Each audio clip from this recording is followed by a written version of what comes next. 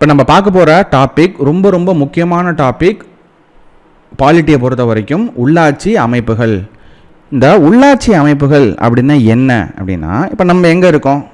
இப்போ நம்ம ஒரு கிராமத்தில் இருப்போம், அப்படி இல்லைன்னா ஒரு சின்ன டவுனில் நகரத்தில் இருப்போம், அப்படி இல்லைன்னா ஒரு பெரிய மாநகரத்தில் ஒரு சிட்டியில் இருப்போம். நம்ம இருக்கக்கூடிய அந்த ஏரியாவை நிர்வாகம் செய்யும் அமைப்பு தான் உள்ளாட்சி அமைப்புகள். நம்ம இருக்கக்கூடிய ஏரியாவை அட்மினிஸ்ட்ரேஷன் பண்ணுறாங்கல்ல, ஸோ அந்த அமைப்புகள் தான் உள்ளாட்சி அமைப்புகள். இந்த உள்ளாட்சி அமைப்புகள் மக்களுக்கு ரொம்ப நெருக்கமாக இருக்கும். அன்றாட தேவைகளை பூர்த்தி செய்கிற விதமாக இந்த அமைப்புகள் இருக்கும்.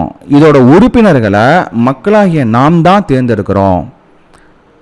இந்த உள்ளாட்சி அமைப்புகள் உள்ளூரில் நம்ம ஏரியாவில், கிராமம்னா கிராமம், நகரம்னா நகரம், சிட்டினா சிட்டி லிமிட், அதுக்குள்ளே இருக்கக்கூடிய தேவைகளை பூர்த்தி செய்கிறதுக்கும் ப்ளஸ் அதை மேனேஜ்மெண்ட் பண்ணுறதுக்கும் அட்மினிஸ்ட்ரேஷன் பண்ணுறதுக்கும் இருக்கக்கூடிய அமைப்புகள் அப்படிங்கிறது இந்த உள்ளாட்சி அமைப்புகள்.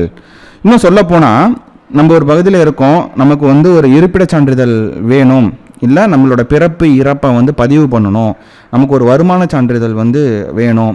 இது எல்லாமே பார்த்திங்கன்னா இந்த அமைப்புகள் மூலியமாக தான் நம்ம வாங்க முடியும். இன்னும் சொல்லப்போனால், நம்ம ஸ்ட்ரீட்டில் லைட் எரியுது பார்த்தீங்களா, அந்த லைட்டை போடுறதுலேருந்து, அந்த லைட்டில் எதுவும் ஃபால்ட் வந்தது அப்படின்னா அதை சரி பண்ணுறதுலேருந்து, நம்ம ஏரியாவை க்ளீனாக வச்சுக்கிற அந்த துப்புரவு தொழிலாளர்களை வேலைக்கு வச்சு அந்த துப்புரவு தொழிலாளர்கள் மூலிமா நம்ம ஏரியாவை க்ளீன் பண்ணுறதுலேருந்து, இந்த மாதிரி ரோடு, நம்ம தெருவுக்குள்ளே வரக்கூடிய அந்த ரோடு போட்டு தர்றது, அதுக்கு அடுத்தது நமக்கு குடிநீர் குழாய்கள் மூலிமா வீட்டுக்கு தண்ணி வசதி கொண்டு வந்து தர்றது, இது எல்லாமே இந்த அமைப்புகளோட வேலையாக இருக்கும். நம்ம போய் வரின்னு கட்டுவோம். இந்த ஜனவரி எண்டில், பிப்ரவரி எண்டில் போயிட்டு ஒவ்வொரு வருஷமும் நம்ம தண்ணி வரி, குடிநீர் வரி, வீட்டு வரி அப்படிங்கிறத போய் நம்ம வரின்னு கட்டணும். பார்த்திங்கன்னா, நம்மள்ட்ட பணத்தை வாங்கி நிதியை கலெக்ட் பண்ணி நம்மளோட தேவைகளுக்கு அதை பயன்படுத்துறது தான் இந்த உள்ளாட்சி அமைப்புகளோட வேலை. இந்த உள்ளாட்சி அமைப்புகள் அப்படிங்கிறது நம்மளோட இந்திய அரசியல் அமைப்பு எழுதும் போது இதை பற்றி எதுவுமே சொல்லலை. ஆனால் ஒரே ஒரு இடத்துல மென்ஷன் பண்ணியிருப்பாங்க. அதை நான் பின்னாடி நான் சொல்லுவேன். இந்திய அரசியலமைப்பு சட்டம் உருவானப்ப உள்ளாட்சி அமைப்புகள் அப்படிங்கிற அந்த ஒரு விஷயத்தை உள்ளே கொண்டு வரல. அது ஏன் கொண்டு வரல, ஆனால் இதை உள்ளே கொண்டு வரத்துக்கு ஒரு சின்ன ஒரு லிமிட் கொடுத்துருப்பாங்க. அது என்ன அப்படிங்கிறது இந்த வீடியோவில் போக போக சொல்கிறேன். உள்ளாட்சி அமைப்புகளை பொறுத்த வரைக்கும் ரெண்டாக பிரிக்கலாம். ஒன்று பார்த்தீங்கன்னா ஊராட்சி, ஒன்று ஊராட்சி அமைப்புகள், இன்னொன்று நகராட்சி அமைப்புகள்.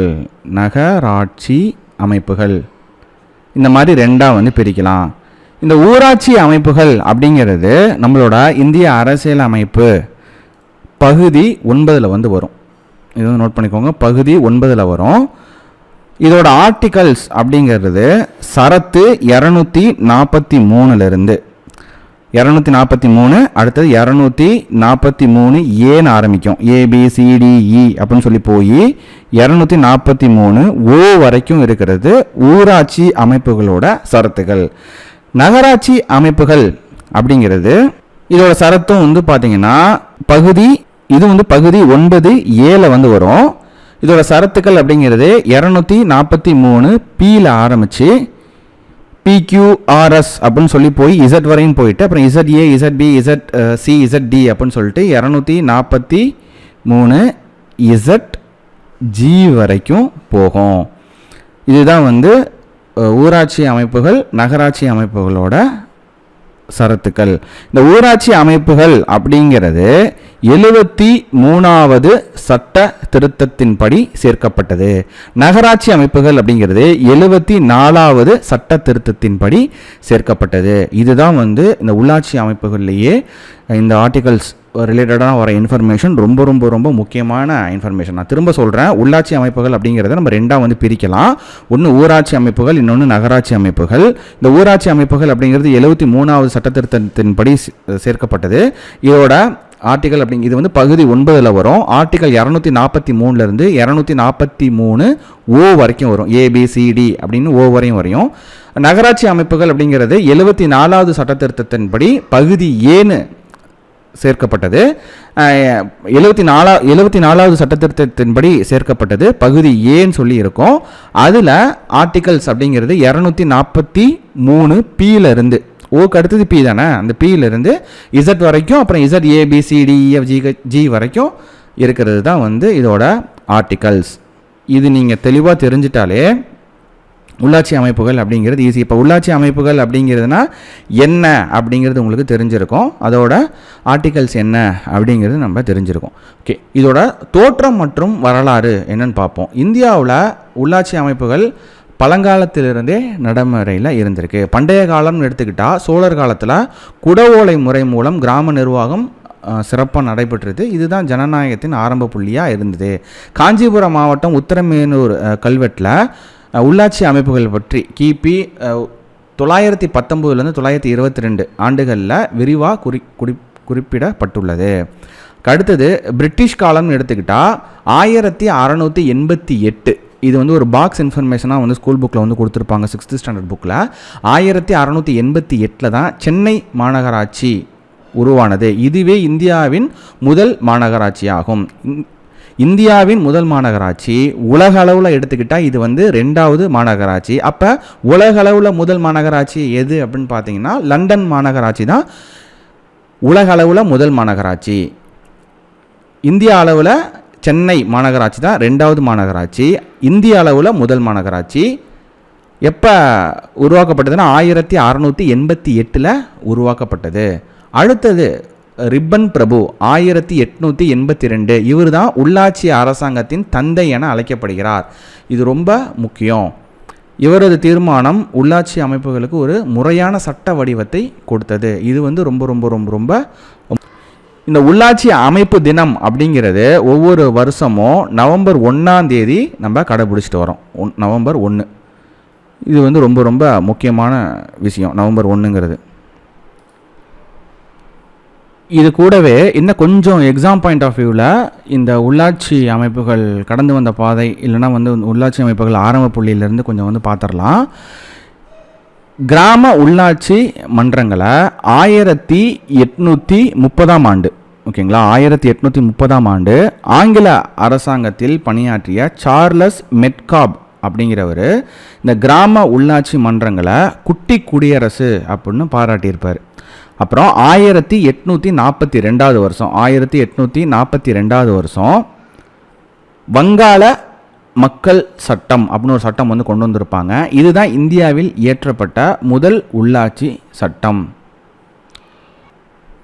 அடுத்தது 1909 இந்த வருஷம் லாகூரில் நடைபெற்ற இந்திய தேசிய காங்கிரஸ் மாநாட்டில் பஞ்சாயத்து ராஜ் தீர்மானம் இயற்றப்பட்டது. இது வந்து காங்கிரஸ் மாநாட்டில் இயற்றப்பட்ட தீர்மானம் எந்த வருஷம்னா 1909. ஓகே, இது வரைக்கும் ஓகே. இப்போது 1950வது ஆண்டு ஜனவரி 26ஆம் நாள் தான் இந்திய அரசியலமைப்பு நடைமுறைக்கு வந்தது. அது இந்திய அரசியலமைப்பு நடைமுறைக்கு வர்றப்ப உள்ளாட்சி அமைப்புகளுக்கு சட்டமுறை அங்கீகாரம் அப்படிங்கிறது அந்த அரசியலமைப்பில் கிடையாது. அப்போ இந்த சட்டமுறையில் அங்கீகாரம், அது நம்மளோட இந்திய அரசியலமைப்பில் அது உருவானப்பையே இது வந்து இடம்பெற்றுச்சான்னு பார்த்தா இந்த உள்ளாட்சி அமைப்புகள் இடம்பெறலை. 1950 ஜனவரி 26 தான் இந்திய அரசியலமைப்பு நடைமுறைக்கு வந்துச்சு. அது வர்றப்ப உள்ளாட்சி அமைப்புகளுக்கு எந்த ஒரு சட்டமுறை அங்கீகாரமும் இல்லை. காந்தியடிகளோட கூற்று என்னவா இருந்துச்சுன்னா, மத்திய அரசாங்கத்திடம் குறைஞ்ச அளவிலான அதிகாரம் மட்டுமே இருக்கணும், மற்றபடி பழைய வழக்கப்படி இந்த கிராம தலைவர்கள், ஊர் தலைவர்கள், பஞ்சாயத்து தலைவர்கள்னு இருப்பாங்கள்ல, அந்த மாதிரி கிராமங்கள் அவங்களுக்கு அவங்களே ஆட்சி செஞ்சுக்கணும் அப்படிங்கிறது மாதிரி நினச்சிருப்பார். இந்த மாதிரி ஒரு உள்ளாட்சி அமைப்புகள் மூலியமாக மக்களோட கையில் தான் அதிகாரம் இருக்கணும் அப்படின்னு காந்தியடிகள் வந்து வலியுறுத்தியிருப்பார். ஆனால் இந்திய அரசியலமைப்பில் இதுக்கான இடம் வந்து கொடுக்காம இருந்தது. இந்திய அரசியலமைப்பில் இதுக்கான இடம் வந்து கொடுக்காத இருக்கிறதுக்கான காரணம் என்னென்னா, கிராமங்கள் வந்து ஒரு அறியாமை அப்புறம் வகுப்புவாதத்தோட இருப்பிடமாக இருந்தது, அதை தவிர வேறு எதுவும் கிடையாதுன்னு அம்பேத்கர் வந்து சொல்லியிருப்பார். இப்போது கிராமங்களில் ஒரு சிலர் வந்து பணக்காரங்களாக இருப்பாங்க, அவங்களே வந்து ஊர் தலைவராகவும் இருப்பாங்க. அப்படி இருக்கும் போது அவங்க தான் வந்து ஆதிக்கம் செலுத்துவாங்க, அவங்க தான் வந்து செல்வாக்கு அதிகமாக இருக்கும். ஒரு சமூகத்திட்ட மட்டும் அந்த செல்வாக்கு இருக்கும்.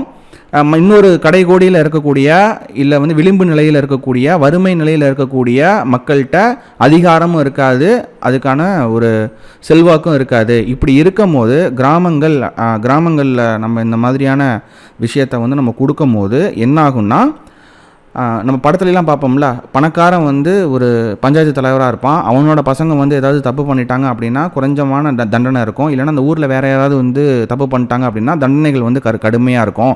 இந்த மாதிரி ஏற்றத்தாழ்வு இருந்துரும் அப்படின்னு சொல்லிட்டு அம்பேத்கரோட கூற்றாக வந்து இருந்திருக்கு. இந்த காரணத்தினால தான் அம்பேத்கர் தலைமையில் உருவாக்கப்பட்ட அரசியல் அமைப்பில் பஞ்சாயத்து ராஜ் அப்படிங்கிற இந்த சொல்லு இல்லை. ஆனால் இந்திய அரசியல் அமைப்பில் அரசுக்கு வழிகாட்டும் நெறிமுறை கோட்பாடு, நான் ஏற்கனவே சொல்லியிருந்தேன், இது ஒரு இடத்துல மென்ஷன் பண்ணியிருப்பாங்க அப்படின்னு, பகுதி 4. ஓகேங்களா, பகுதி 4. இந்த பகுதி 4 இந்திய அரசியலமைப்பில் அரசுக்கு வழிகாட்டும் நெறிமுறை கோட்பாடு பகுதி 4ல் கிராம பஞ்சாயத்துகளை உருவாக்குவதற்கான பொறுப்பை மாநில சட்டமன்றங்களுக்கு அளிக்கக்கூடிய வகையில் ஒரு விதி கொடுக்கப்பட வேணும் அப்படின்னு காந்தியடிகள் வலியுறுத்தியிருப்பார். இதன்படி சேர்க்கப்பட்ட சரத்து அப்படிங்கிறது சரத்து 40. ஓகேங்களா, சரத்து 40. இந்த பகுதி 4 அப்படிங்கிறது என்ன? அரசுக்கு வழிகாட்டும் நெறிமுறை கோட்பாடு. இதில் கிராம பஞ்சாயத்துகளை உருவாக்குவதற்கான பொறுப்பை மாநில சட்டமன்றங்களுக்கு அளிக்கும் வகையில் ஒரு விதியை கொடுக்கப்பட வேண்டும் அப்படின்னு காந்தியடிகள் வலியுறுத்தியிருப்பார். இதன்படி சேர்க்கப்பட்ட சரத்து தான் சரத்து 40. இதில் கிராம பஞ்சாயத்து அமைப்புகளை உருவாக்குவதற்கான நடவடிக்கைகளை மாநில அரசு மேற்கொள்ள வேண்டும் அப்படின்னும், அவற்றுக்கான அதிகாரங்களை மாநில அரசு தன் பொறுப்பிலிருந்தே அளிக்கணும் அப்படின்னும், கிராம நிர்வாக அலகுகள் தன்னிச்சையாக செயல்படுறதுக்கும் தேவையான அதிகாரத்தை உருவாக்கி கொள்றதுக்கும் இது வழிவகை செய்யுது. புரியுதுங்களா? அதாவது இந்த பகுதி 4 அரசுக்கு வழிகாட்டும் நெறிமுறை கோட்பாடு, அதில் வந்து சரத்து 40ல் இந்த கிராம பஞ்சாயத்து அமைப்புகளை உருவாக்குவதற்கான நடவடிக்கைகள், அதுவும் வந்து என்னென்னா மாநில அரசு, மாநில சட்டமன்றங்கள் மூலிமா அது வந்து மாநில அரசு மேற்கொள்ளணும் அப்படிங்கிறது மாதிரி அவன ஒரு விஷயத்தை வந்து கொடுத்துட்றாங்க. இப்படி தான் வந்து இந்த உள்ளாட்சி அமைப்புகள் அப்படிங்கிறது வந்திருக்கு. முக்கியமான சட்ட திட்டங்கள், இது ஸ்கூல் புக்கில் இருக்கக்கூடியது. சமூக அபிவிருத்தி திட்டம் 1952 வருஷம் வந்தது. தேசிய நீட்டிப்பு சேவை 1953. பஞ்சாயத்து ராஜ் சட்டம் 1957. தமிழ்நாடு பஞ்சாயத்து ராஜ் சட்டம் 1994 செயல்பட ஆரம்பிச்சது. அதாவது தமிழ்நாடு பஞ்சாயத்து ராஜ் சட்டம் 1994 செயல்படுத்தப்பட்ட ஆண்டு. இதெல்லாம் வந்து இந்த சட்டங்கள்லாம் வந்து ஸ்கூல் புக்கில் மென்ஷன் பண்ணியிருப்பாங்க. இப்போ உங்களுக்கு தெளிவாக புரிஞ்சிருக்கும், உள்ளாட்சி அமைப்புகள் அப்படிங்கிறது ஊராட்சி நகராட்சி அப்படின்னு 2 பிரிவு இருக்குது. 73, 74, 243லேருந்து 243 ஏலேருந்து ஓ வரைக்கும் ஊராட்சி. நகராட்சியை பொறுத்த வரைக்கும் 243 பியிலிருந்து இசட் வரைக்கும், அப்புறம் இசட் ஏ இசட் பின்னு சொல்லிட்டு ஜி வரைக்கும். இந்த ஊராட்சி அமைப்பு அப்படிங்கிறது பகுதி 9, நகராட்சி அமைப்பு அப்படிங்கிறது பகுதி 9A. இப்போ இந்த ஸ்டோரியும் வந்து இந்திய அரசியலமைப்பு 1950 ஜனவரி 6 ஏற்றுக்கொள்ளப்பட்டப்ப இந்த பஞ்சாயத்து ராஜுக்கான விஷயம் எதுவுமே அதில் இருக்காது. அதுக்கு காரணம் அப்படிங்கிறது அம்பேத்கர் என்ன சொல்லியிருப்பார் அப்படிங்கிறது நம்ம பார்த்தோம். அதுக்கப்புறம் அது எப்படி சேர்த்துருப்பாங்க அப்படிங்கிறத நம்ம பார்த்தோம். ஓகேங்களா, அடுத்தது நம்ம இங்கே வந்துடுவோம். இது வந்து இந்த ஸ்கூல் புக்கில் இருக்கக்கூடிய சட்டங்கள், இதை கொஞ்சம் நோட் பண்ணிக்கோங்க. இந்த சட்டத்தை கொடுத்து இது எந்த வருஷம்னு கேட்டால் கூட உங்களுக்கு ஆன்சர் பண்ணுறதுக்காக அதை நான் எடுத்து இங்கே கொடுத்துருக்கேன். மெட்ராஸ் கிராம பஞ்சாயத்து சட்டம் 1950 இயற்றப்பட்டது. உள்ளூர் நிர்வாக சீர்திருத்தங்கள் சட்டம் 1957 கொண்டு வரப்பட்டது. மதராஸ் பஞ்சாயத்து சட்டம் 1958 இயற்றப்பட்டது. அதுக்கு அடுத்தது அரசமைப்பில் வந்து சேர்த்துருப்பாங்க. அதுக்கப்புறம் இது சம்மந்தமான சில குழுக்கள் வந்து இருக்கும். அந்த குழுக்கள் அப்படிங்கிறது என்ன அப்படிங்கிறது பார்ப்போம். ஸ்கூல் புக்கில் இருக்கக்கூடிய குழுக்கள் தான் முக்கியமான குழுக்கள். இந்தியாவில் உள்ளாட்சி அமைப்புகளை வலுப்படுத்த பரிந்துரை செய்த முக்கிய குழுக்கள். ஒன்று வந்து பல்வந்த் ராய் மேத்தா குழு, இன்னொன்று அசோக் மேத்தா குழு, இன்னொன்று GVK ராவ் குழு, அடுத்தது LM சிங்வி குழு. இதெல்லாம் வந்து ஸ்கூல் புக்கில் மென்ஷன் பண்ணியிருக்கிற முக்கியமான குழுக்கள். இது ஒன்று ஒன்றா என்ன அப்படிங்கிறத பார்ப்போம். முதல்ல நம்ம பார்க்க போகிறது பல்வந்த் ராய் மேத்தா குழு. 1952 வருஷம் சமூக மேம்பாடு திட்டம் அப்படின்னு ஒரு திட்டம் வந்து தொடங்குறாங்க. அதே போல் 1953 வருஷம் தேசிய விரிவாக்க பணிகள் திட்டம் அப்படின்னு ஒரு திட்டம் வந்து தொடங்குறாங்க. இந்த 2 திட்டத்தையும் ஆராயறதுக்காக 1957 வருஷம் ஜனவரி மாதம் பல்வந்த் ராய் மேத்தா அப்படிங்கிறவரோட தலைமையில் ஒரு குழு ஏற்படுத்தப்படுது. இந்த குழு தன்னோட அறிக்கையை 1957 அதே வருஷம் நவம்பர் மாதம் சமர்ப்பிக்குது. 1958 அடுத்த வருஷத்துக்கு வாங்க. 1958 வருஷம் ஜனவரியில் தேசிய மேம்பாட்டு குழு, இந்த தேசிய மேம்பாட்டு குழு அப்படிங்கிறது NDCன்னு வந்து அழைப்பாங்க, நேஷனல் டெவலப்மெண்ட் கவுன்சில், அந்த அறிக்கையை ஏற்றுக்குது. இந்த பல்வந்த் ராய் மேத்தா குழு ஒரு அறிக்கை கொடுத்தது பார்த்தீங்களா, அந்த அறிக்கை தான் பஞ்சாயத் ராஜ் அமைப்பின் மகாசாசனம் என்று அழைக்கப்பட்டது. ரொம்ப ரொம்ப முக்கியமான கொஸ்டின். பல்வந்த் ராய் மேத்தா குழு கொடுத்த அறிக்கை தான் பஞ்சாயத் ராஜின் மகாசாசனம் அப்படிங்கிறது ரொம்ப ரொம்ப முக்கியம். எந்த குழு வழங்கிய அறிக்கை பஞ்சாயத் ராஜின் மகாசாசனம் என்று அழைக்கப்படுகிறதுனா பல்வந்த் ராய் மேத்தா குழு. இது ரொம்ப முக்கியம். இந்த பாயிண்ட் வந்து தனியாக வந்து நோட்டே பண்ணி வச்சுக்கோங்க.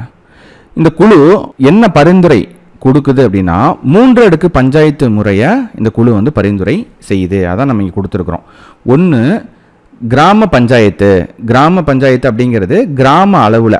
அடுத்தது பஞ்சாயத்து சமிதி. பஞ்சாயத்து சமிதி அப்படிங்கிறது வட்டார அளவில். ஜில்லா பரிஷத். ஜில்லா பரிஷத் அப்படிங்கிறது மாவட்ட அளவில். இந்த மாதிரி 3 அடுக்கு பஞ்சாயத்து முறையை இந்த குழு பரிந்துரை செய்யுது. இந்த 3 அடுக்கு பஞ்சாயத்து முறையில் கிராம பஞ்சாயத்து இருக்குது பார்த்தீங்களா, இந்த கிராம பஞ்சாயத்துக்கு மட்டும், இந்த கிராம பஞ்சாயத்துக்கு நேரடி தேர்தல் முறையில் தேர்ந்தெடுக்கணும் ஆளுங்களை. இந்த பஞ்சாயத்து சமிதி அதுக்கப்புறம் பஞ்சாயத்து பரிஷத் இந்த 2க்கும் மறைமுக தேர்தல் முறையில் உறுப்பினர்களை தேர்ந்தெடுக்கணும் அப்படிங்கிறது இந்த குழு வந்து வலியுறுத்துது. எல்லா திட்டமிடலும், எல்லா என்ன பிளான் பண்ணாலும் சரி, அப்புறம் வளர்ச்சி சார்ந்த நடவடிக்கைகள் இது எல்லாமே இந்த அமைப்பின் மூலமாக நடைபெறுத்தணும் அப்படின்னு இந்த பல்வந்த் ராய் மேத்தா குழு அறிக்கையில் சொல்லியிருப்பாங்க. இந்த 3 அடுக்கு பஞ்சாயத்து முறையில் பேசிக் லெவல் அப்படிங்கிறது இந்த கிராம பஞ்சாயத்து. அதுக்கு அடுத்தது கிராம லெவலில் இருக்கிறது பஞ்சாயத்து சமிதிங்கிறது வட்டார அளவில், ஜில்லா பரிஷத் அப்படிங்கிறது மாவட்ட அளவில் உள்ள பஞ்சாயத்து அப்படின்னு நான் சொல்லியிருந்தேன். இதில் இந்த பஞ்சாயத்து சமிதி அப்படிங்கிறது நிர்வாக அமைப்பாகவும், இந்த ஜில்லா பரிஷத் அப்படிங்கிறது ஆலோசனை கூறும் அமைப்பாகவும் இருந்திருக்கு. மாவட்ட ஆட்சியர் தான் இந்த ஜில்லா பரிஷத்துக்கு தலைவராக செயல்படுவார். ஜில்லா பரிஷத் மாவட்ட அளவில் இருக்கக்கூடிய அமைப்புக்கு மாவட்ட ஆட்சியர் தலைவராக செயல்படுவார். இது எல்லாமே இந்த பல்வந்த் ராய் மேத்தா குழு அதோட அறிக்கையில் வலியுறுத்தியிருப்பாங்க. இதுலேயும் வந்து முக்கியமாக பார்த்தீங்கன்னா 1959 வருஷம் அக்டோபர் 2ஆம் தேதி. ஏன் அக்டோபர் 2 பர்டிகுலராக எடுத்திருப்பாங்க அப்படின்னா, இது காந்தியோட கனவாக இருந்திருக்கு. இந்த பஞ்சாயத்து அமைப்பு கொண்டு வந்திருக்கோம், அதாவது இந்த உள்ளாட்சி அமைப்புகள் அப்படிங்கிறது கொண்டு வரணும் அப்படிங்கிறது அவரோட கனவாக இருந்திருக்கு. அதனால் 1959ஆம் ஆண்டு அக்டோபர் 2ஆம் தேதி நம்மளோட சுதந்திர இந்தியாவில் முதல் பஞ்சாயத்து ராஜ் அமைப்பு ராஜஸ்தான் மாநிலத்தில் இருக்கக்கூடிய நாகூர் அப்படிங்கிற மாவட்டத்தில் ஜவஹர்லால் நேருவால் தொடங்கி வைக்கப்பட்டது. 2வது மாநிலமாக 1959 அதே வருஷத்தில் ஆந்திர பிரதேசமும் இந்த பஞ்சாயத்து ராஜ் அமைப்பை ஏற்றுக்கிட்டாங்க. இது வந்து முக்கியமான ஒரு கொஷின் பார்த்தீங்கன்னா, 1959 ஜவஹர்லால் நேருவால் தொடங்கி வைக்கப்பட்டது தான் இந்த பஞ்சாயத்து ராஜ் அமைப்பு. அதுவும் முக்கியமாக நாட்டிலே முதல்ல தொடங்கி வைக்கப்பட்ட இடம் ராஜஸ்தானில் இருக்கக்கூடிய நாகூர் அப்படிங்கிற பகுதி அக்டோபர் 2ஆம் தேதி. இரண்டாவதாக தொடங்கப்பட்டது ஆந்திராவில் 1959, மூணாவதாக பீகாரில் இதை ஏற்றுக்கொள்ளப்பட்டுச்சு. அடுத்தது அசோக் மேத்தா குழு, அதோட ஆண்டு அப்படிங்கிறது 1977. அசோக் மேத்தா குழு அப்படின்னாலே 2 அடுக்கு முறை, அடுத்தது அரசியல் கட்சி பங்கேற்பு. இதுதான் ரொம்ப முக்கியமான கீ பாயிண்ட். பல்வந்த்ராய் மேத்தா குழு அப்படின்னாலே 3 அடுக்கு பஞ்சாயத்து முறை, அசோக் மேத்தா குழு அப்படின்னாலே 2 அடுக்கு பஞ்சாயத்து முறை மற்றும் அரசியல் கட்சிகள் பங்கேற்பு. இது இந்த கீ பாயிண்ட்டை வந்து ஞாபகம் வச்சுக்கோங்க. கொஸ்டின்ஸ் வந்து இந்த குழுவை பற்றி கேட்டாங்கன்னா இதை பேஸ் பண்ணி தான் இருக்கும், நீங்கள் வந்து ஈஸியாக ஆன்சர் பண்ணிடலாம். இந்த அசோக் மேத்தா குழுவை பொறுத்த வரைக்கும் பஞ்சாயத்து ராஜோட அமைப்போட செயல்பாடுகளை கண்காணிக்கிறதுக்காக 1977 டிசம்பர் மாதம் அசோக் மேத்தா அப்படிங்கிறவரோட தலைமையில் ஒரு குழுவை அன்றைய ஜனதா அரசாங்கம் அமைச்சிருக்கு. இந்த குழு பஞ்சாயத்து ராஜ் திட்டத்தோட பல்வேறு பரிணாமங்களை ஆராய்ச்சி பண்ணி 1978 132 பரிந்துரைகளை இது அறிக்கையாக வந்து சமர்ப்பித்தாங்க. ஆனால் ஜனதா அரசாங்கம் வந்து கலைக்கப்பட்டுரும். ஸோ ஜனதா அரசாங்கம் வந்து கலைக்கப்பட்டதுனால இந்த குழுவோட அறிக்கையை செயல்படுத்த முடியாமல் போயிடும். பதவிக்காலம் முடியறதுக்கு முன்னாடியே ஜனதா அரசாங்கம் கலைச்சிருவாங்க. அதனால் இந்த குழுவோட பரிந்துரையை செயல்படுத்த முடியாமல் போனாலும் ஒரு சில மாநிலங்கள், கர்நாடகா, ஆந்திர பிரதேசம், மேற்கு வங்காள மாநிலங்கள் அந்த அவங்களோட பஞ்சாயத்து ராஜ் அமைப்புகளை வலுப்படுத்துறதுக்காக இந்த குழுவோட பரிந்துரைகளை அவங்க வந்து ஏற்று நடைமுறைப்படுத்தியிருப்பாங்க. அசோக் மேத்தா குழு வந்து பரிந்துரையில் சொன்ன முக்கியமான விஷயம் என்னென்னா 2 அடுக்கு பஞ்சாயத்து முறை. 2 அடுக்கு அப்படிங்கிறது என்னென்னா, இப்போ 3 அடுக்கு பஞ்சாயத்து முறையில் கிராம பஞ்சாயத்து, பஞ்சாயத்து சமிதி, ஜில்லா பரிஷத்துன்னு நம்ம பார்த்தோம். அதாவது கிராமம், அடுத்தது வட்டாரம், அடுத்தது மாவட்ட லெவலில். இந்த 2 அடுக்கு முறையை பொறுத்த வரைக்கும் ஒன்று ஜில்லா பரிஷத், இன்னொன்று மண்டல பஞ்சாயத்து அப்படின்னு 2 வந்து கொடுக்குறாங்க. இந்த ஜில்லா பரிஷத் அப்படிங்கிறது என்னென்னா மாவட்ட அளவில் உருவாக்குறது ஒன்று, இன்னொன்று மண்டல பஞ்சாயத்து அப்படிங்கிறது 15,000 20,000 வரைக்கும் மக்கள் தொகை கொண்ட பகுதிகளை தனித்தனி குழுக்களாக உருவாக்குறது. இதுதான் இந்த 2 அடுக்கு பஞ்சாயத்து முறை. அது மட்டும் இல்லாமல் எல்லா பஞ்சாயத்து அமைப்புகள்லையும் அரசியல் கட்சிகள் பங்கேற்கணும் அப்படிங்கிற ஒரு விஷயத்தையும், மாநில அரசு பஞ்சாயத்து ராஜ் அமைப்புகளை கலைக்கக்கூடாது, அப்படி கலைச்சாலும் 6 மாதத்துக்குள்ள மறுதேர்தல் நடத்தணும். பஞ்சாயத்து ராஜ் அமைப்புகளை சிறப்பாக ஒரு கவனம் செலுத்துறதுக்காக ஒரு அமைச்சர் நியமிக்கப்படணும். SC ST இருக்காங்க பார்த்தீங்களா, ஸோ அந்த பட்டியலினத்தவர் மற்றும் பழங்குடியினருக்காக இடங்களை அவங்களோட மக்கள் தொகையோட அடிப்படையில் ஒதுக்கீடு பண்ணணும். பஞ்சாயத்து ராஜ் அமைப்புக்கு அரசியல் அமைப்பு அந்தஸ்து அளிக்கணும். இதெல்லாம் வந்து பார்த்திங்கன்னா அசோக் மேத்தா குழுவோட பரிந்துரையில் அறிக்கையில் வந்து கொடுத்தது. அதில் ரொம்ப முக்கியமாக இந்த 2 அடுக்கு முறை, அப்புறம் அரசியல் கட்சிகள் பங்கேற்கணும் அப்படின்னு சொன்ன விஷயம். அதுக்கு அடுத்தது முக்கியமான விஷயம் அரசியல் அமைப்பில் பஞ்சாயத்து ராஜுக்கு இடம் அளிக்கணும் அப்படிங்கிறது.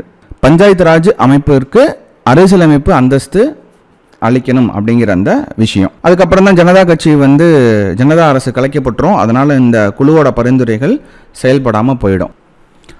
அடுத்து பாருங்கள், GVK ராவ் குழு. இந்த GVK ராவ் குழு இல்லைன்னா GVK ராவ் கமிட்டி அப்படிங்கிறது மார்ச் 25, 1985 திட்டக்குழுவால் அமைக்கப்பட்ட குழு தான் இந்த GVK ராவ் குழு. இதோட அறிக்கையை 1986 இவங்க வந்து சமர்ப்பிப்பாங்க. இதில் முக்கியமாக இந்த பாயிண்ட் வந்து ரொம்ப முக்கியம். இது என்னென்னா, மாவட்ட வளர்ச்சி ஆணையர் அப்படிங்கிற ஒரு புதிய பதவியை உருவாக்க வேண்டும் அப்படிங்கிறது தான் இந்த குழுவோட அறிக்கையில் வந்து இருந்தது. மாவட்ட வளர்ச்சி ஆணையர் அப்படிங்கிற ஒரு புதிய பதவி. அவர் என்ன பண்ணுவார்னா மாவட்ட மன்றத்தோட ஆட்சித்தலைவராக இருப்பார். அதுக்கு அடுத்தது முக்கியமாக மாநில வளர்ச்சி திட்டங்களில், மாநில அளவில் இருக்கக்கூடிய வளர்ச்சி திட்டங்களில் சில வளர்ச்சி திட்டங்களை மாவட்ட மன்றங்களுக்கு, அதாவது இந்த மாதிரி உள்ளாட்சி மன்றங்களுக்கு, மாவட்ட மன்றங்களுக்கு மாற்றணும். அந்த திட்டமிடுதல் முக்கியமான வளர்ச்சி திட்டங்களில் பஞ்சாயத்துகளோட பங்கு அப்படிங்கிறது அதிகப்படுத்தணும். அப்படிங்கிறதுக்காக மாநில அளவில் இருக்கக்கூடிய வளர்ச்சி திட்டங்களை மாவட்ட மன்றங்களுக்கு மாற்றணும் அப்படின்னு சொல்லியிருப்பாங்க. அதை விட முக்கியமாக இந்த குழு என்ன பண்ணியிருக்கு, பஞ்சாயத்து ராஜ் அமைப்பு இது வரைக்கும் செயல்பட்டு வந்துருச்சு பார்த்தீங்களா, அந்த பஞ்சாயத்து ராஜ் அமைப்பை வேர்களற்ற புற்கள் அப்படின்னு விமர்சனம் செஞ்சது. எந்த குழு பஞ்சாயத்து ராஜ் அமைப்பை வேரற்ற புற்கள் அப்படின்னு விமர்சனம் செஞ்சதுன்னா GVK ராவ் குழு. இது ரொம்ப முக்கியமான பாயிண்ட்டு. அடுத்த கமிட்டி குழு வந்து எல்எம் சிங்வி குழு. இந்த எல்எம் சிங்வி குழு அப்படிங்கிறது 1986 ஆண்டு ராஜீவ்காந்தி அரசாங்கத்தால் அமைக்கப்பட்டது. மொத்தம் வந்து இதில் வந்து பார்த்திங்கன்னா 8 உறுப்பினர்கள். இந்த குழு அமைக்கப்பட்டதுக்கான காரணம் திரும்ப வந்து பஞ்சாயத்து ராஜுக்கு இம்பார்ட்டன்ஸ் வந்து கொடுக்கணும், திரும்ப பஞ்சாயத்து ராஜ் அமைப்புக்கு முக்கியத்துவம் வந்து வழங்கணும் அப்படிங்கிறதுக்காக இந்த குழு வந்து அமைக்கப்பட்டது. இதோட அறிக்கையை நவம்பர் 27, 1986 சமர்ப்பிக்குது. இந்த குழு வந்து அவங்களோட அறிக்கையை நவம்பர் 27, 1986 சமர்ப்பிச்சிருப்பாங்க. இதோட பரிந்துரையில் ரொம்ப முக்கியமான பரிந்துரை அப்படிங்கிறது உள்ளாட்சி அமைப்புகளுக்கு அரசியலமைப்பு அந்தஸ்து வழங்கணும் அப்படிங்கிறது. இது ரொம்ப ரொம்ப முக்கியமான கீ பாயிண்ட். இந்த குழுவை பொறுத்த வரைக்கும் உள்ளாட்சி அமைப்புகளுக்கு அரசியலமைப்பு அந்தஸ்து அப்படிங்கிறது வழங்கணும் அப்படிங்கிறது. இந்த எல்எம் சிங்வி குழுவை பொறுத்த வரைக்கும் முக்கியமான விஷயம் ஒன்று நடந்திருக்கு. என்னென்னா, உள்ளாட்சி அமைப்புகளுக்கு அரசியல் அமைப்பு அந்தஸ்து வழங்க பரிந்துரை பண்ணது தான். இந்த பரிந்துரையின் பேரில் அரசியலமைப்பு சட்ட திருத்தங்கள், அதில் அரசியலமைப்பு உள்ளாட்சி அமைப்புகளுக்கு அரசியலமைப்பு அந்தஸ்து கிடைக்கும். நான் ஸ்டார்டிங்லேயே வந்து நான் சொல்லியிருப்பேன், இந்த உள்ளாட்சி அமைப்புகள் அப்படிங்கிறத ரெண்டாக வந்து பிரிக்கலாம். ஒன்று ஊராட்சி அமைப்புகள், இன்னொன்று நகராட்சி அமைப்புகள் அப்படிங்கிறது. அங்கேயே இதை பற்றின விஷயம் வந்து கொஞ்சம் ப்ரீஃபாக வந்து பார்த்துருப்போம் இந்த வீடியோவோட ஸ்டார்டிங்லேயே. அந்த விஷயம் இங்கே தான் வருது. உள்ளாட்சி அமைப்புகளுக்கு அதிகாரப்பூர்வ அங்கீகாரம் வழங்க 1992 நாடாளுமன்றத்தில் அறிமுகப்படுத்தப்பட்டு 1993 ஆண்டு இது நிறைவேற்றப்படுது. இந்திய அரசியலமைப்பின் 9 மற்றும் 9A ஆகிய இரு பகுதிகளில் இணைக்கப்படுது. இதில் ரொம்ப முக்கியமாக நம்ம பார்க்க வேண்டியது என்ன அப்படின்னா, 73வது சட்ட திருத்தம், அதுக்கு அடுத்தது 74வது சட்ட திருத்தம். 73வது சட்ட திருத்தம் அப்படிங்கிறது கிராமப்புற உள்ளாட்சி. இங்கே இருக்கு கொடுத்துருக்கோம் பாருங்கள். 73வது சட்ட திருத்தம் அப்படிங்கிறது கிராமப்புற உள்ளாட்சி இல்லைன்னா ஊராட்சி அமைப்புகள் எடுத்துக்கலாம். 74வது சட்ட திருத்தம் அப்படிங்கிறது நகர்ப்புற உள்ளாட்சி. இது ரெண்டு முக்கியம். 73வது சட்ட திருத்தம் என்ன, 74வது சட்ட திருத்தம் என்ன அப்படிங்கிறது பார்த்து வச்சுக்கோங்க, ரொம்ப முக்கியம். இதில் அரசியலமைப்பில் 9 மற்றும் 9A, இப்போ இந்த 9 பகுதி 9 அப்படிங்கிறது கிராமப்புற உள்ளாட்சி. அப்படி இல்லைன்னா ஊராட்சி அமைப்புகள். கிராமப்புற உள்ளாட்சின்னு நம்ம இங்கே கொடுத்துருக்கோம். இது இன்னொரு இதில் என்ன சொல்லலாம் அப்படின்னா ஊராட்சி அமைப்பு. இது வந்து நகராட்சி அமைப்புகள். நம்ம ஸ்டார்டிங்லேயே பார்த்தது, வீடியோட ஸ்டார்டிங்லேயே பார்த்தது. 73வது சட்ட திருத்தம் அப்படிங்கிறது ஊராட்சி அப்படி இல்லைன்னா கிராமப்புற உள்ளாட்சி அமைப்புகள். 74வது சட்ட திருத்தம் அப்படிங்கிறது நகர்ப்புற உள்ளாட்சி அமைப்புகள் இல்லைன்னா நகராட்சி அமைப்புகள். இது திரும்ப திரும்ப நான் சொல்கிறதுக்கு காரணம் அந்த அளவுக்கு இது முக்கியம். இதன்படி தான் இதுக்கு உள்ளாட்சி அமைப்புகளுக்கு அரசியலமைப்பு அந்தஸ்து அப்படிங்கிறது கிடைக்கிது. இப்போ 73வது சட்ட திருத்தம் பார்க்கறதுக்கு முன்னாடி இது என்ன விதியில் வந்து இது சேர்க்கப்பட்டது அப்படிங்கிறது நம்ம பார்ப்போம். 73வது சட்ட திருத்தம் அப்படிங்கிறது விதி 40. ஓகேங்களா? விதி 40க்கு அரசியலமைப்பு அங்கீகாரம் வழங்கியது. யாரோட பீரியடில் அப்படின்னா நரசிம்மராவ் தலைமையிலான காங்கிரஸ் அரசாங்கம் உள்ளாட்சி அமைப்புகளுக்கு அரசியலமைப்பு ரீதியான அங்கீகாரம் வழங்கியது. எந்த குழுவோட பரிந்துரையின் அடிப்படையில் அப்படின்னு ஒரு கேள்வி வரலாம். எந்த குழுவோட பரிந்துரைனா எல்எம் சிங்வி குழு. இந்த கமிட்டியோட பரிந்துரையின்படி வழங்குது. எந்த பகுதியில் இணைக்கப்பட்டது?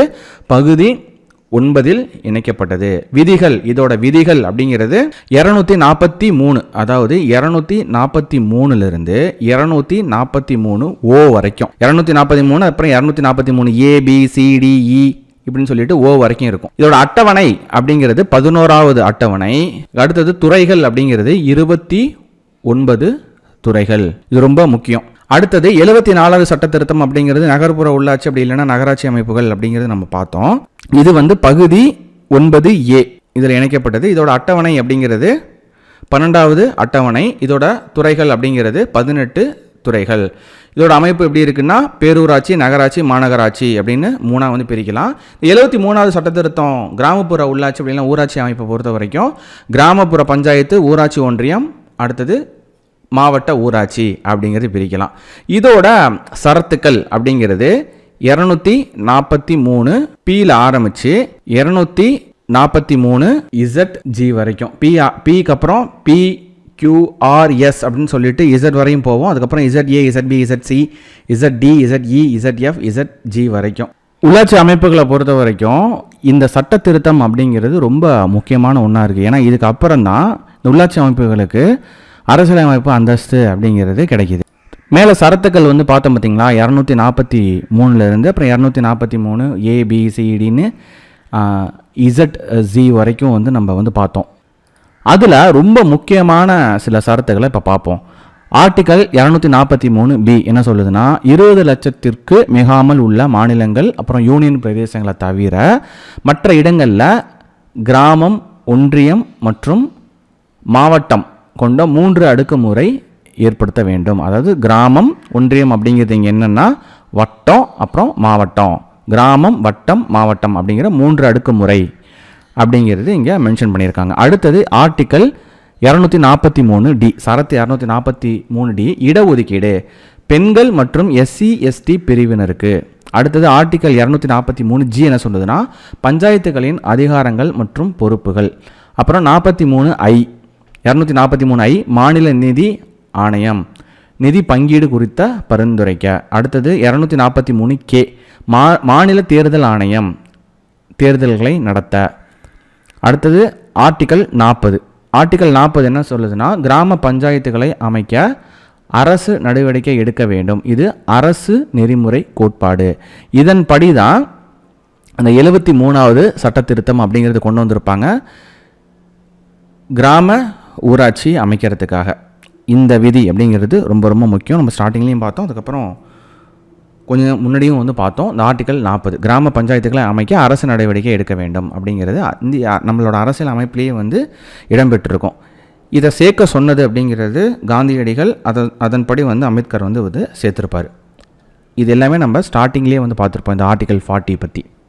உள்ளாட்சி அமைப்புகளை 2ஆக பிரிக்கலாம். ஒன்று ஊராட்சி அமைப்புகள், இன்னொன்று நகராட்சி அமைப்புகள் அப்படிங்கிறது நம்ம பார்த்தோம். ஊராட்சி அமைப்புகள் அப்படின்னா கிராமப்புற உள்ளாட்சி அப்படின்னு சொல்லலாம்.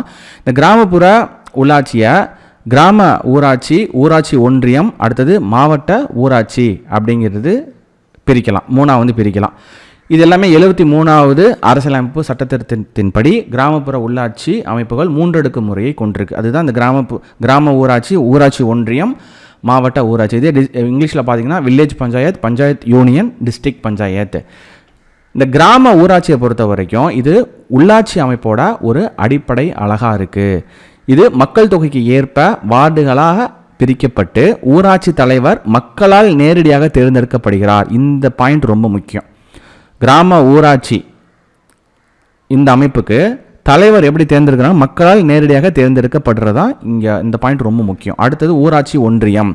பல கிராம ஊராட்சிகள், இந்த கிராம ஊராட்சிங்கிறது ஒன்று, இது போல பல கிராம ஊராட்சிகள் ஒன்றிணைந்து ஒரு ஊராட்சி ஒன்றியத்தை உருவாக்குது. இதோட கவுன்சிலர்கள் மக்களால் தேர்ந்தெடுக்கப்பட்டு அவர்கள் தங்களுக்குள் ஒரு தலைவரை தேர்ந்தெடுக்கிறார்கள். கவுன்சிலர் அப்படிங்கிறத மக்கள் வந்து நேரடியாக தேர்ந்தெடுக்கிறாங்க. அதோட தலைவரை வந்து அந்த தேர்ந்தெடுக்கப்பட்ட கவுன்சிலர் அவங்களுக்குள்ள ஒரு தலைவரை தேர்ந்தெடுக்கிறாங்க. அடுத்தது மாவட்ட ஊராட்சி. மாவட்ட ஊராட்சி அப்படிங்கிறது டிஸ்ட்ரிக்ட் பஞ்சாயத். இது ஒவ்வொரு மாவட்டத்திலையும் ஒரு மாவட்ட ஊராட்சி அமைக்கப்படுது. இது கிராமப்புற உள்ளாட்சி அமைப்பின் மிக உயர்ந்த அடுக்கு. இந்த கிராமப்புற உள்ளாட்சி முறையிலேயே மிக உயரிய அடுக்குமுறை, ஹைராரிக்கி, அதில் வந்து இந்த மாவட்ட ஊராட்சி தான் வந்து உயர்ந்த அடுக்கு. ஓகேங்களா. அடுத்தது நகர்ப்புற உள்ளாட்சி. நகர்ப்புற உள்ளாட்சி அப்படிங்கிறது 3ஆக வந்து பிரிக்கலாம். அது 74வது அரசியலமைப்பு சட்டத்திட்டத்தின்படி உருவாக்கப்பட்டது. இது பேரூராட்சி, நகராட்சி, மாநகராட்சி அப்படின்னு சொல்லி பிரிக்கலாம். இந்த நகர்ப்புற உள்ளாட்சியை பொறுத்த வரைக்கும் பேரூராட்சி அப்படிங்கிறது டவுன் பஞ்சாயத், கிராமத்திற்கும் நகரத்திற்கும் இடைப்பட்ட நிலையில் உள்ள பகுதிகள். சுமார் 10,000க்கு அதிகமான மக்கள் தொகை, 10,000த்துக்கு குறைவாக இல்லாமல் 10,000த்துக்கு மேலே இருக்கக்கூடிய மக்கள் தொகை கொண்ட ஊரை வந்து பேரூராட்சியாக வந்து அறிவிப்பாங்க. தமிழகத்தில் மட்டுமே இந்த பிரிவு வந்து இருக்குது. இந்த பேரூராட்சி டவுன் பஞ்சாயத்து அப்படிங்கிறது தமிழ்நாட்டில் மட்டும்தான் இருக்குது. இது ரொம்ப முக்கியமான பாயிண்ட், இந்த பாயிண்ட். ஓகேவா. அடுத்தது நகராட்சி, முனிசிபாலிட்டி. 1 லட்சத்திற்கும் அதிகமான மக்கள் தொகையுடன் அதிக வருவாயுடன் கொண்ட பகுதிகள் நகராட்சி. மாநகராட்சின்னு எடுத்துக்கிட்டிங்கன்னா பல லட்சம் அப்படிங்கிறது 10 லட்சம். குறிப்பாக சொல்லப்போனால் 10 லட்சம் மக்கள் தொகையும் மிக அதிக வருவாயும் கொண்ட பெரிய நகரங்கள் தமிழ்நாட்டின் பெரிய நகரங்கள் மாநகராட்சியாக அறிவிக்கப்படும். தமிழ்நாட்டின் முதல் மாநகராட்சி அப்படிங்கிறது சென்னை. அடுத்தது இதோட வகை அடுக்கு பிரிவு. இப்போ நம்ம பார்த்து பார்த்திங்களா மேலே, அது ஒரு சின்ன டேபிளர் காலத்தில் புரிதலுக்காக இப்போ உள்ள கரண்ட் டேட்டா. இப்போ இதில் இருக்கிறது வந்து ஸ்கூல் புக் டேட்டா கிடையாது, 2026 அட் ப்ரெசென்ட்டில் இருக்கக்கூடிய டேட்டா. கிராமப்புறம்னு எடுத்துக்கிட்டால் கிராம ஊராட்சி, ஊராட்சி ஒன்றியம், மாவட்ட ஊராட்சின்னு சொல்லி 3ஆக பிரிக்கலாம். கிராமப்புற ஊராட்சியை பொறுத்த வரைக்கும் மொத்தம் 12,525 கிராமப்புற ஊராட்சி இருக்குது. இதோட தலைமை ஊராட்சி தலைவர். ஊராட்சி ஒன்றியம்னு எடுத்துக்கிட்டால் 388 ஊராட்சி ஒன்றியம் இருக்குது தமிழ்நாட்டில். இதோட தலைவர் ஒன்றிய குழு தலைவர். மாவட்ட ஊராட்சி நம்ம எடுத்துக்கிட்டோம்னா 37 மாவட்ட ஊராட்சி இருக்குது. மாவட்ட ஊராட்சி தலைவர் தான் அதோட தலைமை. அடுத்தது நகர்ப்புறத்துக்கு வருவோம். நகர்ப்புறம்னு வந்துக்கிட்டால் அதை 3ஆக பிரிக்கலாமா? பேரூராட்சி, நகராட்சி, மாநகராட்சின்னு பிரிக்கலாமா? பேரூராட்சி எடுத்துக்கிட்டோம்னா இப்போ தமிழ்நாட்டில் இருக்கிறது 490 பேரூராட்சிகள். இதோட தலைவர் பேரூராட்சி தலைவர். நகராட்சின்னு எடுத்துக்கிட்டோம்னா 138 எண்ணிக்கையில் இருக்குது. இதோட தலைவர் நகராட்சி தலைவர். மாநகராட்சின்னு எடுத்துக்கிட்டோம்னா மொத்தம் 25 மாநகராட்சி இருக்குது. அதோட தலைவர் மேயர். ஸ்கூல் புக்கில் வந்து பார்த்திங்கன்னா ரொம்ப கம்மியாக வந்து கொடுத்துருப்பாங்க, 15 நம்ம தான் கொடுத்துருப்பாங்கன்னு நினைக்கிறேன். இதுதான் கரண்ட் டேட்டா. இப்போ 2024 வரைக்கும் மாநகராட்சி பிரித்ததை நம்ம இங்கே வந்து கொடுத்துருக்குறோம். அடுத்தது பெரியாரை பற்றின இன்ஃபர்மேஷன் 1-2 ஸ்கூல் புக்கில் இருக்கும். ஈரோடு நகராட்சி தலைவராக பெரியார் பதவி வகித்த ஆண்டு அப்படிங்கிறது 1917. குடிநீர் விநியோகம் செய்த ஆண்டு 1919. முக்கிய பதவிகள் அப்புறம் குழுக்கள். உள்ளாட்சி அமைப்புகளுக்கு தேர்தல் நடத்துறது யாருன்னா மாநில தேர்தல் ஆணையம். இது ரொம்ப முக்கியமான பாயிண்ட்டு. அப்புறம் மாவட்டத்தோட அனைத்து கிராம ஊராட்சிகளின் ஆய்வாளராக செயல்படுபவர் மாவட்ட ஆட்சியர். மாவட்டத்தோட எல்லா கிராம ஊராட்சியோட ஆய்வாளராக செயல்படுபவர் மாவட்ட ஆட்சியர். அடுத்தது ஒன்று நம்ம எக்ஸ்பிளைனோட டீட்டெயிலாக பார்ப்போம். கிராம ஊராட்சி, வில்லேஜ் பஞ்சாயத்து, இதுதான் உள்ளாட்சி அமைப்போட மிக கீழ்மட்ட அடுக்கு. நிர்வாகம் அப்படிங்கிறது மக்களால் நேரடியாக தேர்ந்தெடுக்கப்படும் ஊராட்சி தலைவர் மற்றும் வார்டு உறுப்பினர்களால் நிர்வகிக்கப்படுகிறது. மக்கள் தொகை அப்படிங்கிறது இங்கே 500க்கும் அதிகமாக உள்ள மக்கள் தொகை இருக்கிற கிராமங்களில் கிராம ஊராட்சி அமைக்கப்படும். அடுத்தது கடமை. 2 பணிகள் வந்து பிரிக்கலாம். ஒன்று வந்து கம்பல்சரி ஃபங்க்ஷன்ஸு, இன்னொன்று ஆப்ஷனல் ஃபங்க்ஷன்ஸு. கடமையான பணிகள், அதுக்கு அடுத்தது விருப்ப பணிகள். கடமை அப்படின்னா குடிநீர் வழங்குறது, தெருவிளக்குகளை பராமரிக்கிறது, ரிப்பேர் ஆகிடுச்சு அப்படின்னா தெருவிளக்குகளை சீர் பண்ணி தர்றது, அடுத்தது சாலைகளை அமைக்கிறதுக்கு மற்றும் பழுது பார்க்கறது. நம்ம ஸ்ட்ரீட்டில் இருக்கக்கூடிய சாலைகள் மேக்ஸிமம் சிமெண்ட் ரோடு தான் வந்து போடுவாங்க. அப்புறம் சாக்கடை கால்வாய்களை அமைத்தல், தூய்மை பணிகளை மேற்கொள்ளுதல். இதெல்லாம் நான் வந்து ஸ்டார்டிங்லேயே பிரீஃபாக சொல்லியிருப்பேன். இறப்பு மற்றும் பிறப்பு சான்றிதழ் பதிவு செய்தல்.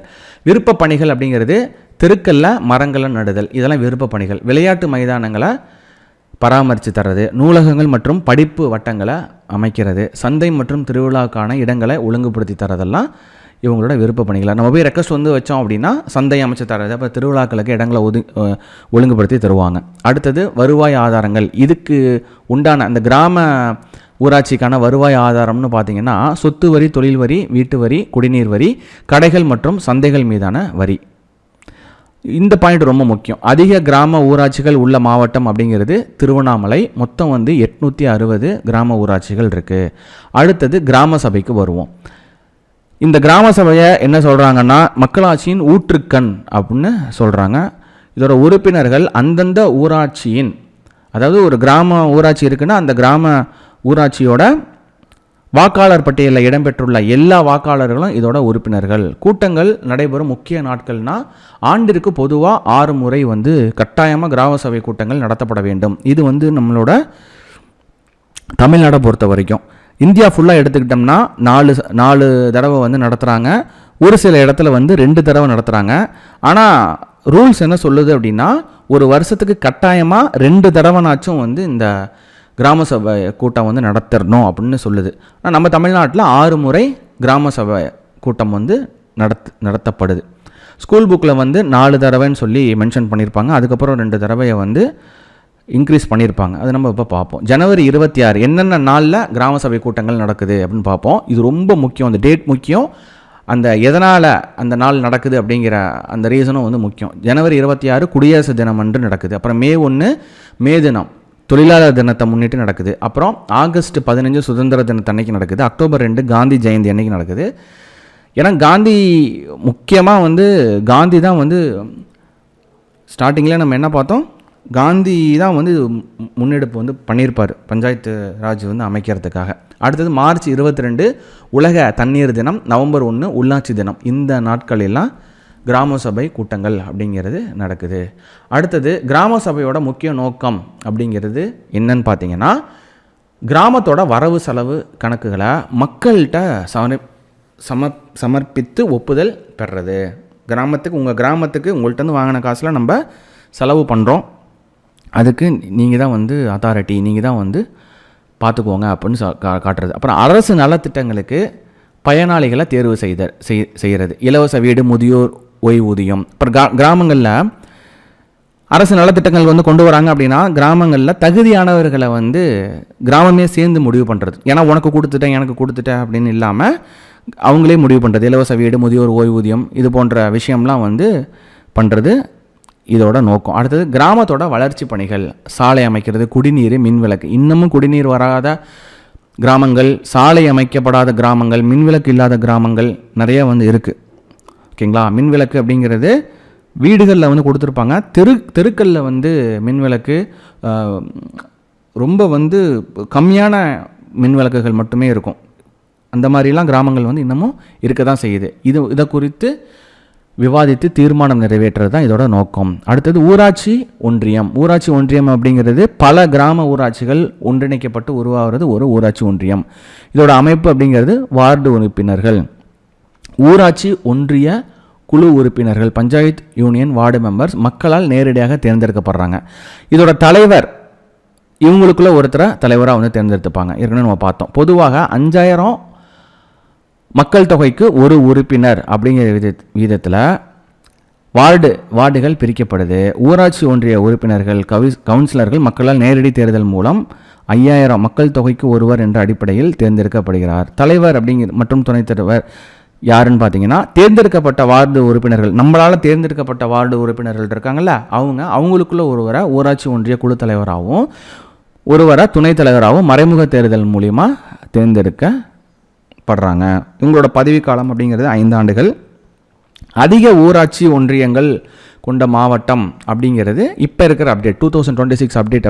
அதில் சேலம் மொத்தம் 20 ஊராட்சி ஒன்றியங்கள்.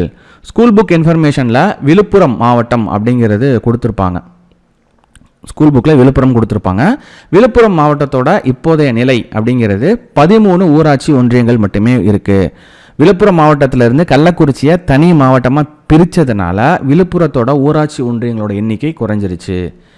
இது ரொம்ப முக்கியம். இப்போ அதிக ஊராட்சி ஒன்றியங்கள் கொண்ட மாவட்டம் சேலம், மொத்தம் 20 ஊராட்சி ஒன்றியங்கள். குறைவான ஊராட்சி ஒன்றியங்கள் உள்ள மாவட்டங்கள் அப்படின்னா நீலகிரி 4 ஊராட்சி ஒன்றியங்கள், பெரம்பலூர் 4 ஊராட்சி ஒன்றியங்கள். இதோட நிர்வாகம் அட்மினிஸ்ட்ரேஷன் யாருன்னு பார்த்தீங்கன்னா, ஊராட்சி ஒன்றியத்தோட நிர்வாக அதிகாரியாக வட்டார வளர்ச்சி அலுவலர் BDO பிளாக் டெவலப்மெண்ட் ஆஃபீஸர் செயல்படுறாரு. இவர் ஒன்றிய குழு நிறைவேற்றும் தீர்மானங்களை செயல்படுத்துறதுக்கும் அரசு நிதியை முறையாக பயன்படுத்துவதை கண்காணிப்பதற்கும் இவர் வந்து பொறுப்பானவர். முக்கிய பணிகள்னு பார்த்தீங்கன்னா, ஊராட்சி ஒன்றியம் கிராம ஊராட்சிகளுக்கும் மாவட்ட ஊராட்சிகளுக்கும் இடையே ஒரு பாலமாக செயல்படுது. ஸோ அதிக டாப் மோஸ்ட் வந்து மாவட்ட ஊராட்சி, பேசிக் லெவலில் இருக்கிறது வந்து கிராம ஊராட்சி. இந்த ஊராட்சி ஒன்றியம் இது ரெண்டுத்துக்கும் இடையில நிற்கிது. இடையில நின்று 2 பேருக்கும் பாலமாக வந்து செயல்படுது. ஓகேங்களா? கல்வியை பொறுத்த வரைக்கும் ஒன்றிய பள்ளிகளை, பஞ்சாயத்து யூனியன் ஸ்கூல்ஸ் இருக்குது பார்த்தீங்களா, அதை பராமரிக்கிறது, அப்புறம் தொடக்க கல்வியை மேம்படுத்துறது இதோட முக்கிய பணியாக இருக்குது. அடுத்தது சுகாதாரம். வட்டார அளவில் ஆரம்ப சுகாதார நிலையங்களை அமைக்கிறது மற்றும் தடுப்பூசி முகாம்களை ஒருங்கிணைக்கிறது.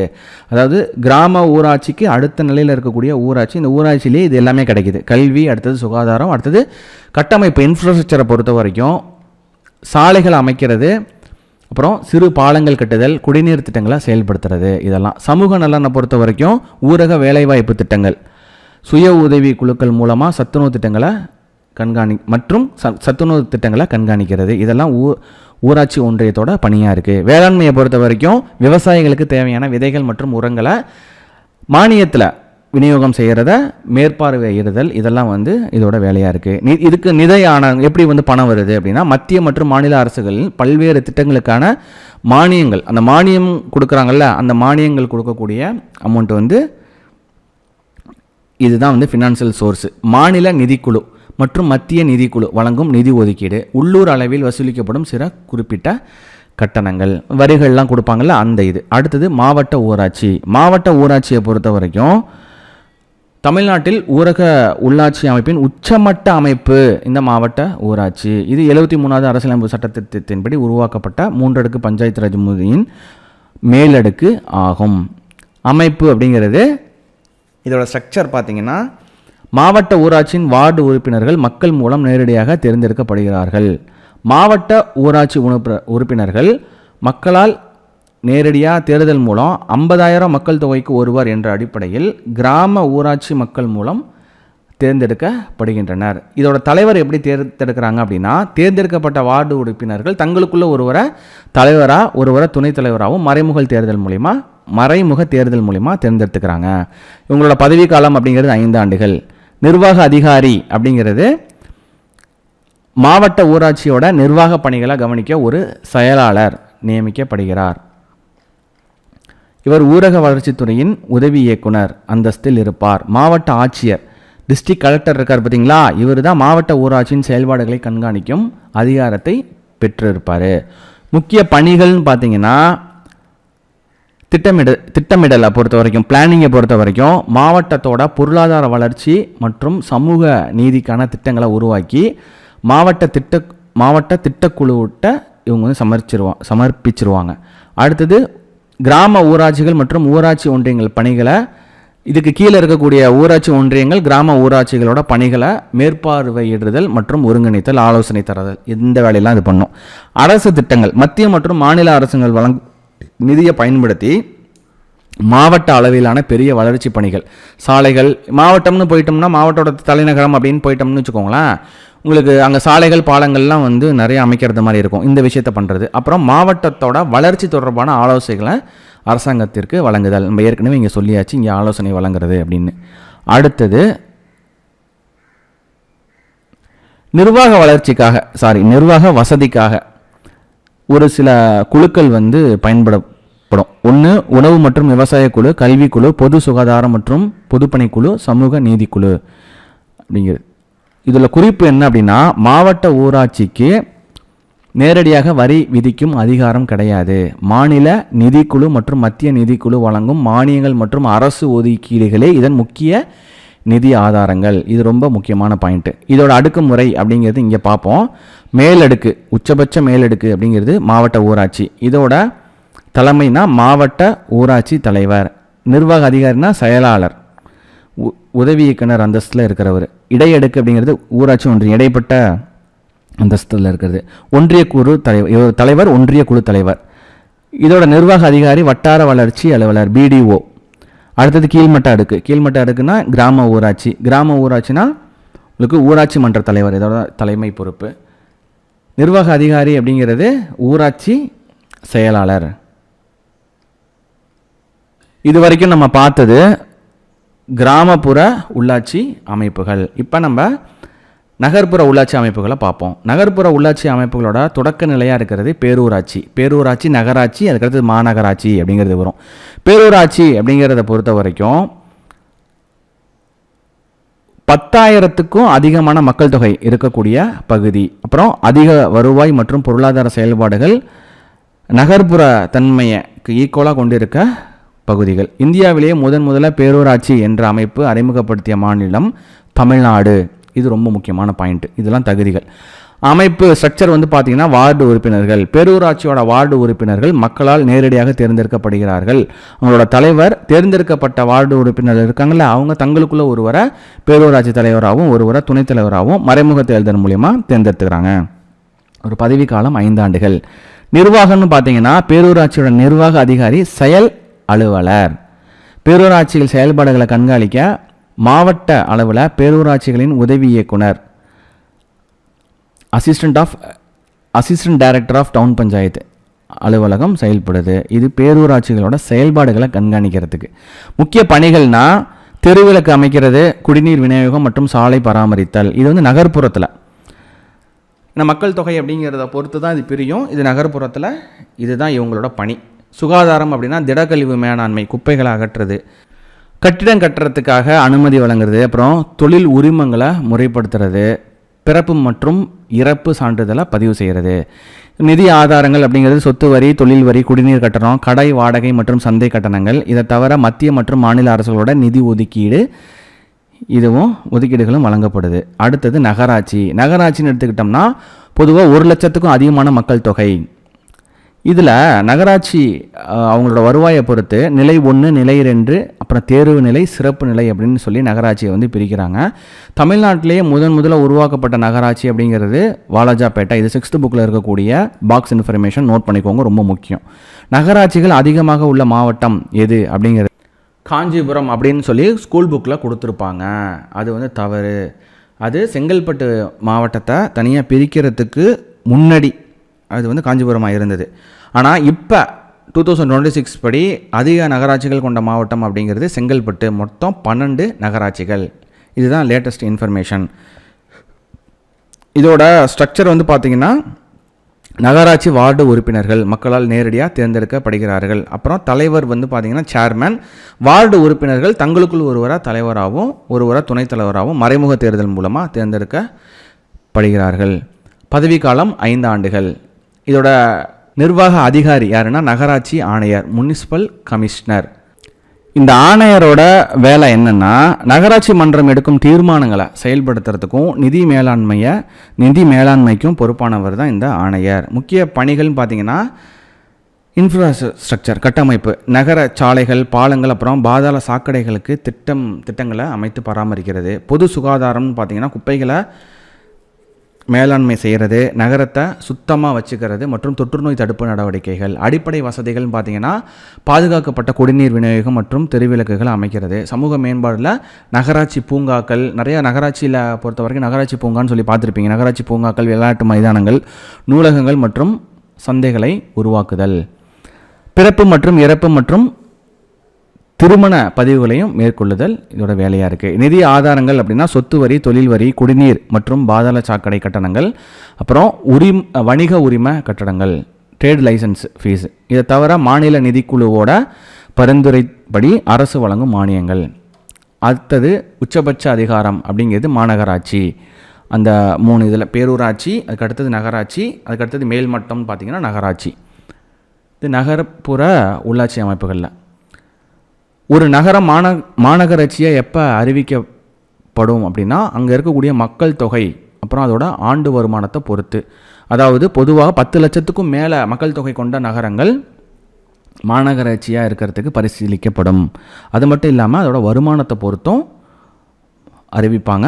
ப்ளஸ் சில நேரங்களில் நிர்வாக வசதிக்காகவும் அரசு என்ன பண்ணும், இதை வந்து இந்த கேட்டகரியிலேருந்து குறைச்சி கூட பார்த்துப்பாங்க. 10 லட்சம் மக்கள் தொகை அப்படின்னு கிடையாது. முக்கால்வாசி உங்களுக்கு வருமானம் நிறையா வந்தது அப்படின்னா அதை வந்து பார்த்து அரசு வந்து எடுக்கிற முடிவு தான் அது. தமிழ்நாட்டில் முதலாக மற்றும் மிக பழமையான மாநகராட்சி அப்படிங்கிறது சென்னை மாநகராட்சி. 1688 உருவானது. இது இந்தியாவின் மிக பழமையான மாநகராட்சியும் கூட. இது வந்து 6th புக்கில் இருக்கக்கூடிய பாக்ஸ் இன்ஃபர்மேஷன். இது வந்து இந்தியாவிலேயே முதல்ல உருவான மாநகராட்சின்னு நம்ம சொல்லலாம். அடுத்தது இதோட அமைப்பு அப்படிங்கிறது மாமன்ற உறுப்பினர்கள். மாநகராட்சியோட வார்டு உறுப்பினர்கள் மக்களால் நேரடியாக தேர்ந்தெடுக்கப்படுகிறாங்க. மேயர், மாநகராட்சியின் தலைவர் மேயர் எனப்படுவார். தற்போது தமிழ்நாட்டில் மேயர் பதவிக்கு மறைமுக தேர்தல், அதாவது வார்டு உறுப்பினர்களால் தேர்ந்தெடுக்கப்படுவது நடைமுறையில் இருக்குது. துணை மேயர் அப்படிங்கிறது வார்டு உறுப்பினர்களால் தேர்ந்தெடுக்கப்படும் மற்றொரு பிரதிநிதி. பதவிக்காலம் 5 ஆண்டுகள். நிர்வாகத்தை பொறுத்த வரைக்கும் மாநகராட்சியின் தலைமை நிர்வாக அதிகாரியாக மாநகராட்சி ஆணையர், முனிசிபல் கமிஷனர் இருப்பார். இவர் வந்து பொதுவாக ஒரு IAS, அதாவது இந்திய ஆட்சி பணி அதிகாரியாக இருப்பார். கொள்கை முடிவுகளை மேயர் தலைமையிலான மாமன்றம் எடுக்கும். அவற்றை செயல்படுத்துவதான் ஆணையரோட பொறுப்பு. முக்கிய பணிகள்னு வந்து பார்த்திங்கன்னா மாநகராட்சிகள் மிக விரிவான பணிகளை மேற்கொள்ளும். அதாவது பெருநகர கட்டமைப்பு, இன்ஃப்ராஸ்ட்ரக்சர், மேம்பாலம், முக்கிய சாலைகள் மற்றும் பாதாள சாக்கடைகள் திட்டத்தை உருவாக்குறது. பொது சுகாதாரத்தை பொறுத்த வரைக்கும் திடக்கழிவு மேலாண்மை, பூச்சி கட்டுப்பாடு மற்றும் மாநகராட்சி மருத்துவமனைகளை நடத்துறது. கல்வி, மாநகராட்சி பள்ளிகள், கார்ப்பரேஷன் ஸ்கூலை அட்மினிஸ்ட்ரேஷன் பண்ணுறது. அடுத்தது நகர திட்டமிடல், புதிய கட்டிடங்களுக்கு அனுமதி வழங்குறது மற்றும் நகர விரிவாக்கத்தை கண்காணிக்கிறது. இதெல்லாம் இதோட பணிகளாக இருக்குது. வசதிகளை பொறுத்த வரைக்கும் என்ன மாதிரியான வசதிகள் பண்ணி தராங்கன்னா, விளையாட்டு மைதானங்கள், நவீன பூங்காக்கள், மின் மயானங்கள், இது ரொம்ப முக்கியம். மின் மயானங்கள் அமைச்சு தரது. அடுத்தது பொது நூலகங்களை அமைக்கிறது தான் இதோட வேலையாக இருக்குது. நிதி ஆதாரங்கள் எதுக்குன்னு பார்த்தீங்கன்னா, சொத்து வரி, தொழில் வரி, வணிக உரிமை கட்டணம், விளம்பர வரி, அரசு மானியங்கள். இதோட அமைப்பு வந்து பார்த்திங்கன்னா, நம்ம சின்ன டேபிளர் காலத்தில் கொடுத்துருக்குறோம். மாநகராட்சி அதோட தலைவர் அப்படிங்கிறது மேயர், மாநகராட்சியோட நிர்வாக அதிகாரி மாநகராட்சி ஆணையர், நகராட்சி அதோட தலைவர் நகராட்சி தலைவர் நகராட்சி ஆணையர், பேரூராட்சி அதோட தலைவர் பேரூராட்சி தலைவர், அதோட நிர்வாக அதிகாரி செயல் அலுவலர். ஓகே, அதுக்கு அடுத்தது மாநகராட்சி அதோட உருவாக்கப்பட்ட ஆண்டு. ஸ்கூல் புக்கில் 15 வரைக்கும் தான் வந்து கொடுத்துருப்பாங்க. அதாவது ஆவடி வரைக்கும் மென்ஷன் ஆகிருக்கும் 6th புக்கில். அதுக்கப்புறம் 25 வரைக்கும் இருக்குது. ஒவ்வொரு மாநகராட்சியும் எந்த வருஷம் வந்து உருவாக்கப்பட்டது அப்படிங்கிறத கொண்டு இங்கே பிரித்து கொடுத்துருக்குறோம். அப் டு டேட் இப்போ 2024 வரைக்கும் இது வந்து பிரிச்சிருப்பாங்க. அது வரையும் நம்ம வந்து கொடுத்தாச்சு. இது வந்து பார்த்துக்கோங்க. சென்னை பிரிக்கப்பட்ட ஆண்டு 1688, மதுரை 1971, கோயம்புத்தூர் 1981, திருச்சிராப்பள்ளி 1994, சேலம் 1994, திருநெல்வேலி 1994, திருப்பூர் 2008, ஈரோடு 2008, வேலூர் 2008, தூத்துக்குடி 2008, தஞ்சாவூர் 2014, திண்டுக்கல் 2014, ஒசூர் 2019, நாகர்கோயில் 2019, ஆவடி 2019, தாம்பரம் 2021, காஞ்சிபுரம் 2021, கரூர் 2021, கும்பகோணம் 2021, கடலூர் 2021, சிவகாசி 2021, புதுக்கோட்டை 2024, நாமக்கல் 2024, காரைக்குடி 2024, திருவண்ணாமலை 2024. ஸோ இது வரைக்கும் அப் டு டேட் வந்து நம்மளோட சிட்டி, அதாவது மாநகராட்சி தமிழ்நாட்டில் என்ன பிரிச்சிருக்கிறாங்க அப்படிங்கிறது பார்த்தோம். ஸோ இப்போ நம்ம கம்ப்ளீட் டீட்டெயில் உள்ளாட்சி அமைப்புகளை பொறுத்த வரைக்கும் நம்ம கம்ப்ளீட் டீட்டெயில் வந்து பார்த்தாச்சு. இவ்வளோ தான். ஸோ இது இந்த மாதிரியான கொஷின்ஸ் வந்து கேட்டாலும் உங்களால் எழுதிட முடியும். இந்த வீடியோவை திரும்ப ரிப்பீட் மோடில் பாருங்கள். தேங்க்யூ.